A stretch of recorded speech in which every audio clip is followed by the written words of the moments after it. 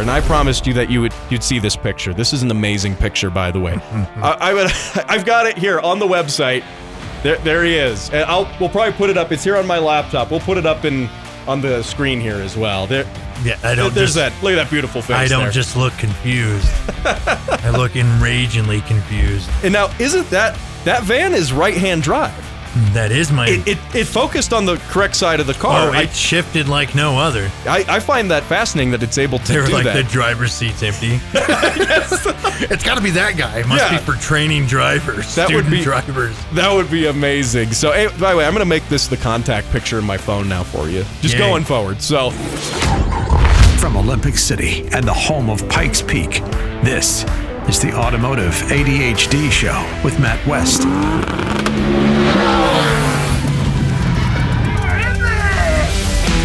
And here we are, rocking it on the Automotive ADHD Show. I am Matt West, hanging out with you, talking cars, and a special edition show again. How many special editions can we have? Well, this one is different because back by popular demand, we have Jim Miller, just a guy, here in studio. Jim, welcome back to the show. It's good to be welcome. It's good to be back. Good to have some demand. And it's nice to be special. It is nice to be special, and special you are. But we're going to talk about some really cool things here.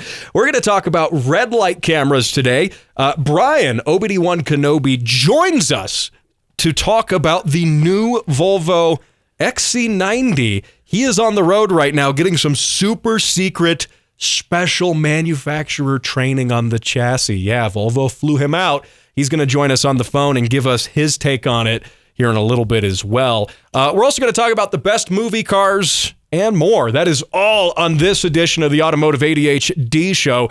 Of course, you can catch this show wherever fine shows and, well, you know, this one are downloaded. But we're on YouTube and Rumble, Facebook. We're even on Instagram and Twitter now. So if you want to see this show, if you're listening on the radio, which you can do that as well. If you're listening on the radio, go check out the video version of the show. You get the pleasure of seeing my face and Jim's face, and I speak for, I think I'm allowed to speak for both of us when I say we probably both have a face for radio. So face and personality for radio. More of the face, though. Yes. Definitely the face. But anyway, so we're in a lot of places, and you can, of course, catch the show here in Southern Colorado on several great radio stations. So one of the things, Jim, that I want to get to here in the first segment, and we are going to have Brian joining us here in just minutes in the second segment, but this is interesting. The slowest, I didn't tell you before the show, but the slowest selling vehicle in the United States right now. What do you think it is? Slowest selling vehicle. Yep. Not the slowest vehicle, but slowest selling. So it's probably going to be something I don't expect. So I don't know. I like Toyota, so I'm assuming it's going to be a Toyota all of a sudden because Toyota's having a lot of problems. Mm-hmm. Is it a Tundra, Tacoma, 4Runner? No? Mm-mm. None of those. Is it a Toyota? No. It's not a Toyota. So something Cadillac. Actually, no. Oh, what? I believe it or not, people buy Cadillacs. It's still? They have reinvigorated their brand somewhat, you could say. I've seen a lot of younger people buying Cadillacs, especially their new, the new Lyric, their EV thing. That's very bunch of millennial buyers buying those things. Very, very 1977 of them. They're not as boaty though. But no, it is not Cadillac. In fact, it is. I'm going to spoil it here. It is a Stellantis product, i.e., a Chrysler product. It is the Dodge Hornet right now. That is the slowest selling vehicle in the United States. This comes by way of Motor Trend. And that, I think, is part of the fact that I think Dodge is cashing in on the compact crossover market. And how many compact crossovers can people, put up with? I mentioned this on the show last week. You weren't here for it, but I mentioned that modern cars, or this might have been in the bonus I did on the show afterwards, but modern cars are soulless machines, whether or not they're EVs. We all accuse EVs of being soulless machines, but even modern cars, gas cars, are. I didn't know they still made a Hornet, to be frank with you. I'm like, they still make a Hornet? When did this happen? They do. Well, it's a newer vehicle. It's only been out for a little bit, and it's a compact crossover for what it's worth. The Hornet got revived as a compact crossover. So I'm assuming it looks like a Hyundai It looks like every single crossover ever. That's completely indistinguishable. Wow. If you squint, they all look the same. Yes. And the Hornet. Now, I owned the previous Hornet back when American Motors sold the Hornet. Okay. The Hornet came off of it was previously was it before or after? I don't remember. It was the Concorde, and then it was the Hornet, and that might be the other way around. It was the Rambler, then the Hornet, then the Concorde. There we go. What year is this? This 1977. Okay. That's so yeah. Back when they still made cars. Yeah. Okay. Yeah, and this was my beloved Hornet, so I do have an emotional connection to the name because I say loved sarcastically, but I loved this car. It was a terrible car. Is this like one of those things like, we're bringing back the Eclipse, and you're all, what is that? It looks like a full moon. Well, see, that's the problem with that is, when they say, oh, we're going to bring back the Evo or the Eclipse or whatever, we're going to do this. The problem is they're taking a already good car, like a classic car that we all love, that was good, that everyone loved, and turning it into something kind of Just selling a tag or a label, basically, not even a But what Dodge did here is they took already kind of a meh car and just made another meh car. That's what they did. They took some brand name that was already kind of a terrible car. Like, my Hornet was awesome. That car had some character. It got stolen. It got stolen a little, what was this? It got stolen a while back. Didn't they have a Hornet truck? I don't know. I thought there was a Dodge Hornet truck, too, for a while. I don't know. But so my American Motors Hornet was stolen, and then they didn't want it. It was funny. The thieves, it was so bad that the thieves didn't want it anymore. Nice. And they just dropped, they abandoned it like a couple miles from where. It's like one of those things where someone robs you and you're like, I got like 30 cents. And they're like, you know what? Here's $1. I'm going to go back to my life. The only damage was that the lock cylinder in the steering column was drilled out, which was actually a benefit because it didn't really work. Like, you had to mess with the key to try to get it. Nice. So this was actually a benefit. They helped you. They did, because now I could start it with a screwdriver, which was a lot easier. And then they left a really nice screwdriver, and then they also left a unopened bowl of cup noodle. Cup of noodles. So you got lunch. I got lunch some free tools and your ignition fix. Sounds like a pretty good deal, and for free. No hourly wage. Nothing.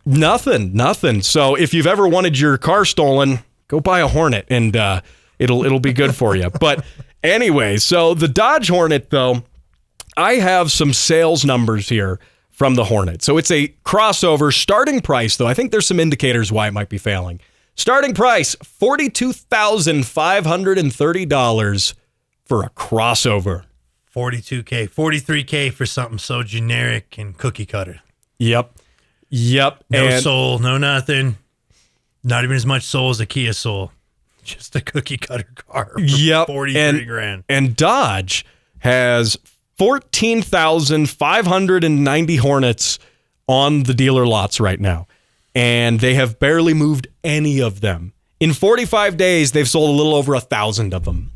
And for a major manufacturer, last week in the bonus edition of the show, I was talking about sales numbers with small sports cars. So to fill you in, Jim, on that, because I know you definitely listen to every episode of my show when you're not on it. Yes, my favorite ones are the ones I'm not on, and I watch those definitely, twice. 100%. 3 times even, when you're sleeping all the time. But, Brian tells me that he puts his kid to sleep with my show. Like, unironically, he actually does that. And I guess I have that effect on people. So just don't listen to the show while you're driving. You might fall asleep and, and wreck the car. What a weird company, though, when you think about it. Because this is a company that brings you, like, Challengers, Chargers, SRT8s, even, like, the Chrysler 300s. And then they bring you, like, the TRXs and, like, just, like, here's it all thrown to the wall, just horsepower and just gusto through and through vehicles going, it might break, but it's going to break while it's going real fast. Yep. And then goes, and here's some garbage for you, too, on the side of it. It's almost like that movie Twins, right? Arnold Schwarzenegger and Danny DeVito, all the leftover stuff from making all the TRXs and Challengers and stuff. And you're like, ew, the Hornet, gross. The Danny DeVito of Chrysler products. It kind of is. It kind of is. And so what you have here, though, is a car, like what I was tying this into my show last week, the bonus I did, I talked about sports car sale numbers. I talked about how Nissan wants to bring back the Silvia, And I compared why would they want to do that when sports cars really sell terribly as is. The only good selling sports car, cheap sports car right now is the GR86. Sells about 1,500 units a month. And that is considered a low volume vehicle. So to have a non-specialty car, a basic normal car like a Hornet, a crossover, to have that only sell the same amount as some other lower production sports car. It really says something of what's going on over there at Stellantis, which again is the parent company for Chrysler, Dodge, Fiat, all of these. And you would have to almost wonder if they're deliberately driving some of their American products into the ground, because Stellantis is that, global company. Yeah, they're huge. They're massive. So anyway, so now you know what the slowest selling car is. Not saying you should buy one and help out. If anything, it would probably be better if this generic crossover went away. I always thought Stellantis, though, as a company name, always sounded like an antidepressant, though. It's like, what do you get? And you're like, I got to take 2 Stellantis before I go to sleep tonight so I can start the workday tomorrow, right? Terrible name. Yeah. And on top of that, whenever you say Stellantis, your average listener, your average person, like, what? What's a Stellantis? No, it's... Do I wear those? Right, yeah. Did I buy a Stellantis last week at the Safeway? Like, what? You're good. Oh, man. Well, hey, let's go ahead and take a break here. You're listening to the Automotive ADHD Show. My guest in studio, Jim Miller, just a guy. Don't go anywhere. Coming back after the break, Brian is going to fill us in with some secrets from the new Volvo. That's right here. Don't go anywhere.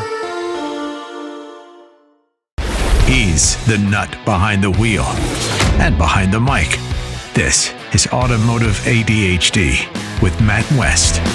And we are back. You are listening to the Automotive ADHD Show. Matt West here, and not just me. We have Jim Miller, just the guy, sitting across the studio from me here, and somewhere on the telephone right now, calling in from a land far, far away, otherwise known as, where are you right now, Brian? Texas? Yeah, Dallas. Dallas. I bet it's hot and humid there. I love it. Better you than me. So, Brian, by the way, if you are just tuning in and you haven't listened to this show in the past, Brian is our resident mechanic. He is, we lovingly call him OBD1 Kenobi sometimes. Actually, I just call him that. No one else calls him that. But anyway, so he is a Volvo technician. He's got some background working on cars. I'm pretty sure you do it professionally, Brian, right? Yeah. Yeah. That was like not a very confident yeah. Oh, it's a yeah. full professional uniform. He's got attire, everything. He's got a uniform suit, and stuff. Yep. The clothes, and he's got the little patch, the ASE certified. Ooh, fancy. Nice. Does that mean you've had to? You've taken tests before, right? Were they multiple choice? I've taken some tests in my lifetime. Most of them I think I passed. Most of them. Okay. That's exactly what you want to hear from your mechanic, by the way. I'm a professional. I know how to read. But he is very good at working on cars. Brian is our go-to guy, and he also does a lot of, I don't want to belittle his work. He's very, very good, especially when it comes to doing wiring, tuning, and diagnostics. There's a lot of mechanics who just do some wrenching and a little bit of that. He is fantastic with all of that. So, of course, if you are needing a mechanic and you want a good guy who can wire up a standalone ECU, who can fix your old project car, who can make your old project car run, or, well, probably run better than it does, he's the guy for it. So now, and Brian, by the way, before we talk about the new Volvo, you have a business as well where you do things that involve wires sometimes. Can I ask you about that? I do play with wires. He does. He does play with wires. He does. And should you need wires, you need wires on things that go fast, you should definitely hit up Brian. Here's my drawer of random links of wires. What size do you need? Hold on, I have that one. Which color do you desire? Nice. That's my cat's job. Oh yeah, his cat is the helper. So is that why my harness is taking so long? No, I'm kidding. Oh man. Well, Brian, so you're on the road right now, and you are in Texas. You're in Texas for a training that Volvo's doing. They paid and flew you out there, right? Oh, yeah. Yeah. So, and the new XC90 has come out, and I was talking about Volvos on my show last week, actually, how much I love my 240 now that you have so lovingly made less bad than it was, and how it coddles my achy, breaky back and makes me feel nice in air conditioning. A little younger. Yeah. It makes me feel a little bit, but so now Volvo has the new XC90 out, and they have an EV for it, right? So give us the rundown on the whole new car. You kind of have the scoop here. You know, it's not often we get to actually deliver breaking news on this show, but we do have kind of an insider with Volvo with you. Tell me what the scoop is on that. Well, the first thing is it's EX90. Oh yeah, that's right. Okay, I was getting it wrong the whole time. Yep. No, it's the first full-sized SUV, full electric for Volvo. It has a entirely different structure all around than any of their other cars, and this also comes with the fact that they're also releasing the EX30.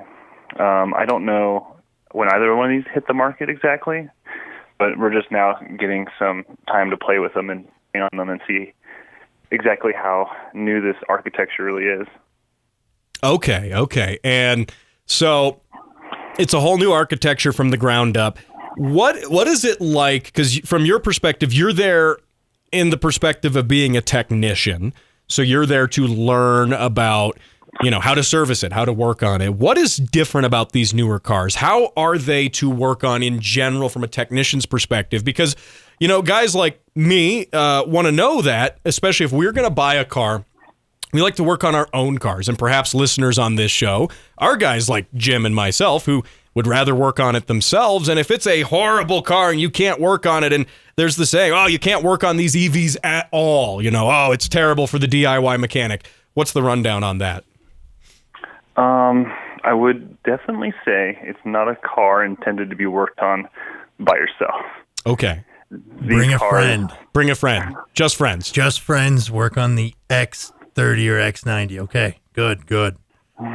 Yeah, it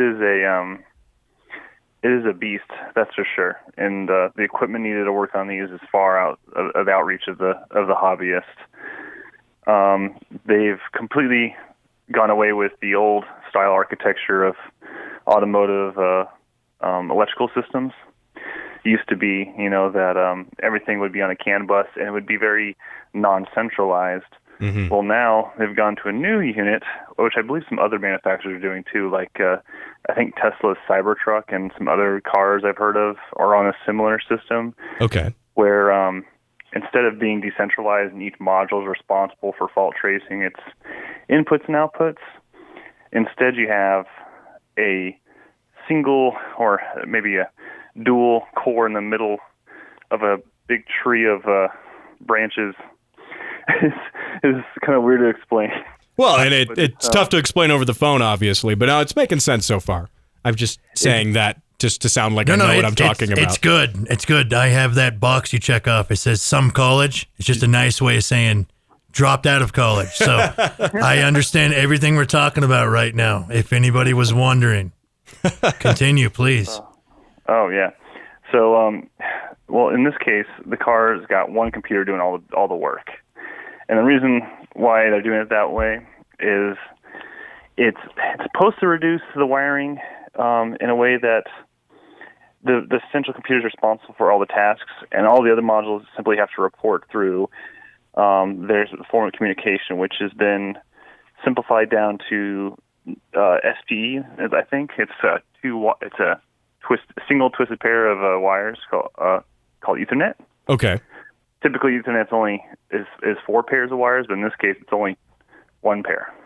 And Ethernet, this is technically speaking the same sort of Ethernet you would have, in your home network, right? Yeah. So literally, the car has a single computer doing all the work, and it has like several switches attached to it. And by switches, we're talking about network switches, not like a physical on-off switch. There's a technical term in the networking world is a switch. Right. Precisely, yeah. And they go onto each, like there's one for the front of the car, there's one for the passenger side, there's one for the driver's side, and then there's one in the back. And each one is handling any of the sensors, inputs or outputs on each corner of the car. Okay. So essentially, you've moved, what I'm taking away from this, for one, answering my original question, which is, should the grassroots DIY guy work on this? No, that's a resounding no. If you didn't understand if you didn't understand a word of what Brian said, it probably means you should not be working. So that's Jim and me. Yeah. So yes. I have questions though. I do have questions. Yes. Is there any fiber optic in there? Because it sounds like a lot of stuff's got to move fast. Oh, that's a good question because a lot of our last platforms had fiber optic, but it was mainly for the audio systems. I actually didn't see in this one if it's still in there for audio. I can tell you some crazy stuff about the audio system in this car. Okay. All right. Okay, so there's 2 trim levels. There's Plus and there's Ultimate, right? Mm-hmm. So the Plus model comes with the Bose stereo system, has 12 speakers. Holy crap. Okay, that's the Plus. Like that's basically the normal one, like the basic one then. Yeah, that's the normal boy. This is like when Starbucks... This is like when Starbucks starts with larges, right? Or whatever, Vendi, Grande, Vendes. Right? Plus is the starter one. Yeah. Okay. All right. Okay.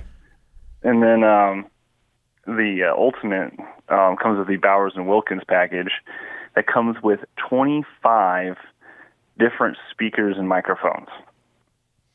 And microphones, too. Why microphones? Phone? That I don't know. Call? I mean, surely some of it's obviously for the hands-free talking. Okay. But there's literally speakers in the headrest again. Okay. Interesting. I assume microphones, if there's several, it could be like a noise canceling. That's what I was thinking. Yeah. Because there's also like 4 overhead speakers, and the microphones seem to be around the edges of the car. Okay. I'm not totally privy to that. I mean, it's just conjecture, but... Does it do all that fake car noise stuff? No, it doesn't do any of that, but there's a lot of speakers. Yeah, it just seems like a lot. Yeah, what this tells me, okay, reading between the lines here, it's got a lot of speakers, fancy sound system. What this tells me is what I think we all kind of understand about EVs, which is it's an EV, therefore the main selling point is no longer the drivetrain and the driving experience. Well, because don't get too short-sighted on that. Because the car makes like 500 horsepower. Yeah, but like all EVs make 500 horsepower. Clutches. Okay. They did not skimp on the handling of the car. I dare say. Okay, interesting. I just feel like, I guess to my point, that cars, especially EVs, have to find other ways to sell themselves to make themselves appealing rather than just the driving experience now. Because the driving experience on an EV is, yes, the speed is granted now. Like all EVs are fast. The instant torque, all EVs practically have amazing instant torque. And so, like, how do you differentiate them? And I think what Volvo's going for here, I'm thinking big picture, is comfort and luxury above all else now. The ride, the kids can watch a show in the back. Does it have stuff like that, or? I think you have to keep in mind is I don't think Volvo ever consider themselves to be in the performance class, like top tier. You mean my 240's not a performance car? Oh no, that was a hot rod. Oh yeah, that's a hot rod. It's got a standalone ECU and everything. All the Volvos are in that one. When I turned the AC on, I could feel the car slow down noticeably. But I think they're spending more time on the driver experience as far as being on the road, especially because they're also trying to shoot for autonomous driving. All these new cars are equipped with the equipment, LiDAR, redundant battery, all the equipment to do autonomous driving, although it's not yet enabled. Gotcha. So it's there. They're waiting to do it, just like Tesla with a software update, presumably. So I heard that this might just be because it has to wait for the government approval first. Mm-hmm. But in the meantime, they simply have the cars set up in a way where they're ready for it, and at the meantime, they're collecting data on it. Okay. Gotcha. So driving these cars, even right now, without the feature enabled, it's still sending data back to Volvo for their autonomous driving program.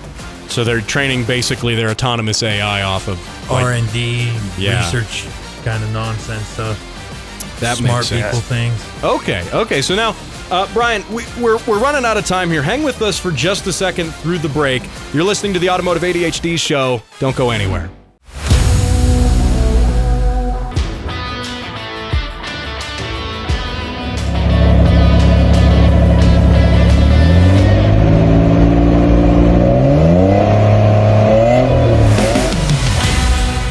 It is the Automotive ADHD Show. Matt West here with Jim Miller and Brian joining us, I should say, over the phone here. By the way, before we get to anything else, I do want to remind you that you can send those car sounds into my show. I play them right here on the radio, facebook.com/Automotive ADHD. Submit your car sounds there. You could win some free stuff. Free stuff indeed. So, and does Jim, do you have the free stuff? There is none. Do you have the keychain? I know about the keychain. Yeah, I got mine handy. I think it is in my pocket. Yes, okay. It is in my pocket. Brian, I always had a question about the car sounds. Does that mean all these, since we are talking about an electric Volvo? Hey, look, I do have it. Yes. There you go. We are talking about electric Volvo. Does that mean electric car sounds too? Do you let them submit those? AC hum. Well, AC. No, so that's actually, I'm not allowed to see, because we're on the radio, that's called dead air. You're not allowed to have that. Nice. You hear an AC compressor kick on? Oh, man. Now, if you were just joining us before the break here, you would know that we've been talking with Brian. He's given us the skinny on some of the newest things going on with Volvo. He's corporate Volvo flew him out, and he's doing some super secret, top secret training, and we're probably doxing him right here on the show, asking him things he's not supposed to answer. But Brian, so you were talking about the new electric XC90, but it was the EXC90, right? No, EX. EX30 and EX90, right? Jim's got it perfect. Okay. See, I was listening because it's an X at 30 and an X at 90.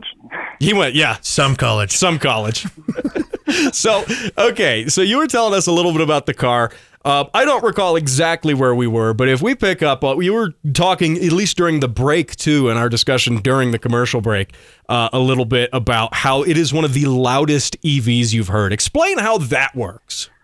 So, usually they're just almost purely quiet, and my experience today was that it's actually a little noisy while it's sitting there in the shop. You can hear the heat pump coming on pretty consistently, fans kicking on, things whirring.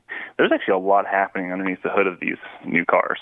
Well, that makes sense because things that you would have on a regular car, like Jim, say, your AC compressor being belt-driven off of the engine, things like that. You don't have a rotating engine to drive these things off of, right? Well, and the crazy thing is that because of these massive batteries and because you have onboard DC to DC converters, these cars are almost always alive. And the 12-volt batteries are just there as a placeholder. So, I mean, even when these cars are supposedly standby, they're sitting there still doing things. So, this is weird and it's going to date me a bit. So, like an old Nintendo game with a battery inside of it that's kind of saving your game, is that what the 12-volt battery is essentially doing?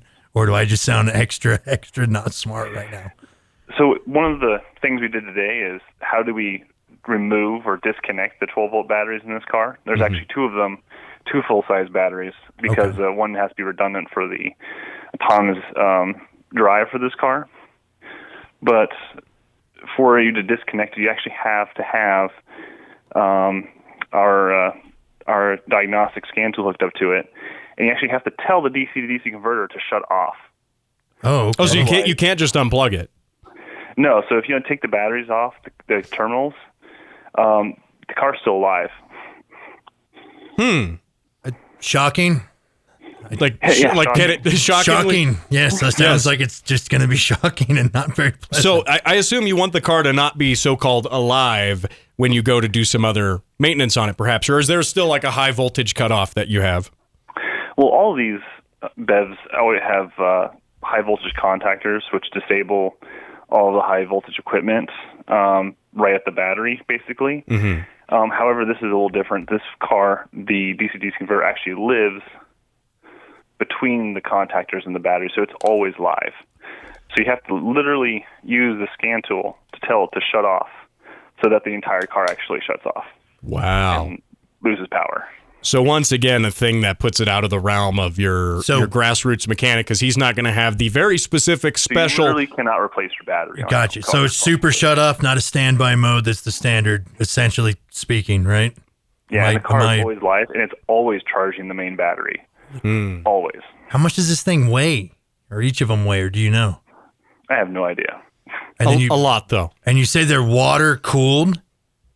They're water cooled. They have heat pumps on board to cool and heat different components in the car. So I'm guessing it can heat the battery in the cold weather to increase the range and also increase the output because the battery's in the cold. You are in Texas. A lot of current. Those frosty Texas mornings. Yes, Texas is known for its very cold mornings. Yes, a couple years ago it was. Yeah, once. Yeah, once. Once. We're in Colorado. We're like once. So, what do you see? Here's my question for you, and then we'll let you run because you're probably wanting to get back to your biscuits. Yeah. He was telling us during the break the airline stewardess gave him like 30 snack packs just out of nowhere. Completely unopened package of like 30, like 24 or something. That's amazing. He's been living off of those for days now, practically. No continental biscuits, just airport biscuits. Yep. So Brian, what do you think? What do you think is what would you say as a technician is the most likely failure point on any of these battery electric vehicles? Just from your perspective, looking at the design, looking at the serviceability, what do you think is likely to be a problem in the future? That's something, buyers want to know as people are skeptical of EVs, but are still maybe more willing now to try an EV than they had been. I don't think that there's necessarily anything that's prone to breaking in the same fashion, like it'd be breaking often. Mm-hmm. I think these cars won't see a whole lot of service like that. I think what you're really going to see is the fact that they're going to see a lot of software updates, which is unusual for, I think, consumers to deal with, having their car undergo often like software updates all the time. Mm-hmm. I also think that the experience, I think that the way they're trying to change and make this car like adapt for the current generation, because one thing I wanted to hit point on is that these cars don't have your typical key fob. Okay. So what do they use? Is it like Tesla with a card? Yes, and this is the part that makes, I think, all the technicians a little nervous more than the customers. It makes us a little nervous. I could tell by everyone's behavior when they brought that up is, oh yeah, by the way, the car has 2 NFC cards, and they want the customer to primarily use their phone as their form of access. Okay, so a stolen phone and somebody can take your car now? Well, the thing is, stolen keys is the same thing. I was going to say, you could have a stolen key, but here's the thing with NFC, though, that we know, near-field communication, by the way, if you're following at home, and we know that... just NFC. Okay, because NFC can be fairly easily accessed. Your NFC cards, people can skim NFC credit cards, for example. If they have physical, like if they can just bump into you in a crowd, they can skim it. It's just the chip credit card thing. Essentially, but is it different? It's actually a little harder than that, because even these chips, NFC devices, there's not simply just like a little memory unit that holds some data. They're like a physical little computer that actually has to be like decrypted to be used. So It's not something that's actually that easy to do on the fly. You can't always necessarily just skim across someone. And the same will apply with these cars. But what makes us nervous is the fact that if a customer brings a car into service and all they use is their phone to start the vehicle, yep. What happens when they leave? You have a MasterCard. But then isn't it kind of sketchy, the idea of a dealership having a master key to everyone's car? I don't know. No, there's no master key. Oh, there's no never master. Implied that. No, I was just saying. He was asking about that. Is there like a service key or a service card? Nope. That lets it. So you get move. 2 NFC cards, which are like little credit card looking devices, and those actually only work on the driver door. There's no other NFC point on the car, because they literally are insisting that the customer will be using their phone as their car keys.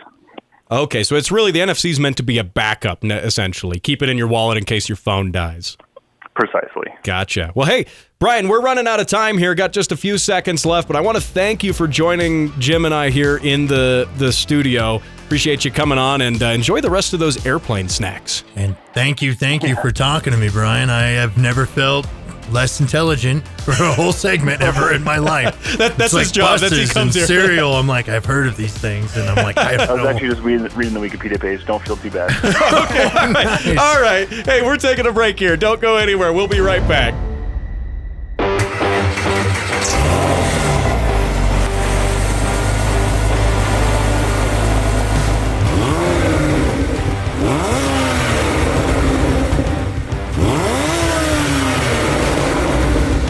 And you are listening to the Automotive ADHD Show. Matt West here with Jim Miller, and we just got off the phone with Brian. And by the way, we've decided that after the show, we're going to get back on the phone with Brian and do a bonus edition of the show. And you really want to stick around for this. We're going to go in depth with a bunch of stuff. So this is going to be cool.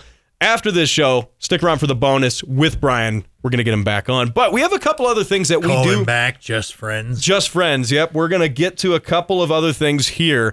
Namely, Jim, I have sitting here on the table. This is...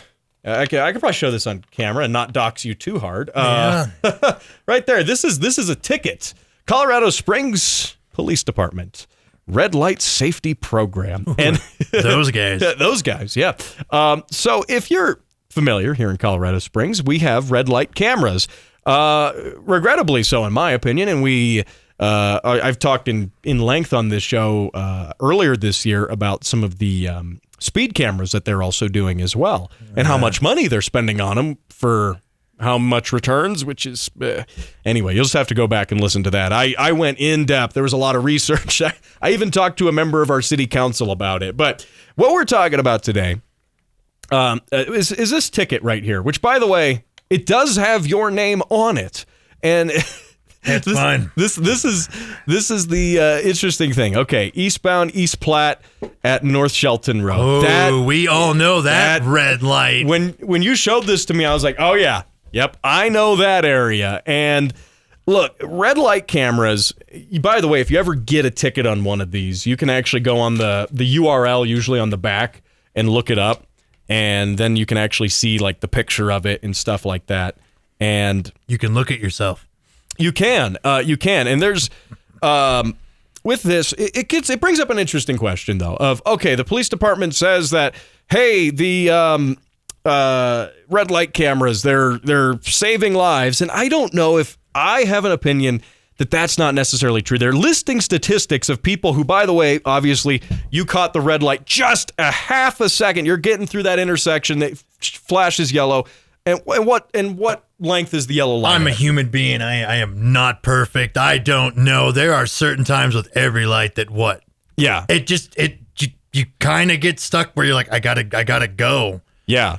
You're at a position where I can't really slow down in enough time, and I can't really speed up in enough time. Some yellow lights too are like yellow, red, really quick, and then some are like really quick, yellow,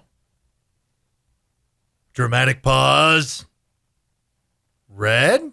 There we are. With a question mark? I'm like, okay. So, yeah, and this brings me to an interesting, story here, too. I can't give you too much crap for this because I, too, have received one of these. And it was for me in Boulder, which I will, you're hearing it here on the radio, I will never set foot in the city of Boulder ever again. I will boycott Boulder, the city of Boulder, for the rest of my life because I was towing a trailer. I had my truck and my trailer. There was a car in the trailer. My total rig weighed 14,000 pounds. Truck, trailer, car, and trailer. And I was going and picking up, of all things, another Volvo 240, but for a friend. And that 240 now has an LS in it, so it's a little cooler than mine. Volvo's just friends. Just friends. But Nice. but that being said, I was going through the intersection in Boulder. That yellow light was about a second and a half, 1.5 seconds. And I know that because, like I said, I was able to go to the link, view the video, timed that yellow light. You looked at yourself. I did see myself, which we're going to show you the picture here of Jim in just a second. But before we do that, before we get to that, thing is, I had my trailer and I was going through, I was, going at a good pace, not speeding horribly or anything. I might have been a couple miles an hour over, but not enough to be like, oh, it's going to affect my stopping distance at this intersection. I think it was 35 and I was doing, like 38 or something. But anyway, so the yellow light changes in the video. It is 1.5 seconds of a yellow light. My truck, and here's why I'm mad. My truck entered the intersection while it was still yellow. Okay. They wrote the ticket, and the plate listed on the ticket was the trailer's license plate. Straight to jail. Yeah, straight to jail. Straight to jail. And so the truck was technically in the intersection before it turned red, meaning I was okay. The trailer was not. And when I went to contest this, now I didn't drive to Boulder, I was trying to email these people. They said, oh yeah, it still counts. And I was like, how does that still count? And then I also learned that now in Colorado, before you'd get a red light ticket, and honestly, you're not hearing it from me first, but honestly, you kind of just didn't pay them most of the time. They, as of January of this year, there is a new law, and Senate Bill 23-200, titled Automated Vehicle Identification Systems. It passed in June of last year, but it actually went into effect this January. And it means that with these red light camera tickets, they shortened the amount of time that you pay them in. And it says here, according to KDVR, which is a Denver station, Colorado residents have 30 days from when the ticket is mailed to respond to the citation. And those registered outside of the state have 60 days. But anyway, that was different. It was previously 90 days. So they shortened it, but they also have now made it so that when you don't pay the ticket, it can be sent to a collection agency, which previously it couldn't. So now there's an incentive of, oh man, you got to pay it. And that was what was frustrating with my ticket in Boulder, because I think it was totally a bogus ticket. 1.5 seconds on the yellow light. My truck, trailer, and cargo in total was 14,000 pounds. And you expect me to slow 14,000 pounds down in 1.5 seconds? I mean, really? I have a number of issues with this actually as a whole. Yeah. First off, it's like everything else for the modern age. Just took the humanity out of all of it. There's nothing. There's no person. It's just a computer, a camera, a thing, and that's it. How do I even know it's calibrated properly, honestly? Yeah. As a whole, first, we looked it up, the yellow light thing. There's no real regulation on the time limit of the yellow light from green, yellow, red. Yep. And then here's my biggest issue. We live in Colorado, and this is in Colorado Springs. But what does it say? Colorado Springs Police Department Red Light Safety Program. Oh, they saved my life by sending me this picture ticket, nonsensical garbage. That's my opinion. But what does it say? P.O. Box 22091, Tempe, Arizona. Tempe, Arizona. Yep. 85285 2091. There's the zip. Yay. By the way, if you have any hate mail to send to the show, send it actually to that address. That's definitely our address. Once again, P.O. Box 22091, Tempe, Arizona 85285. Please send all hate mail to that address. Now, how come we can't do our own thing? If we're doing a safety red light program, how come it's not here? How come the job isn't here? The company isn't here?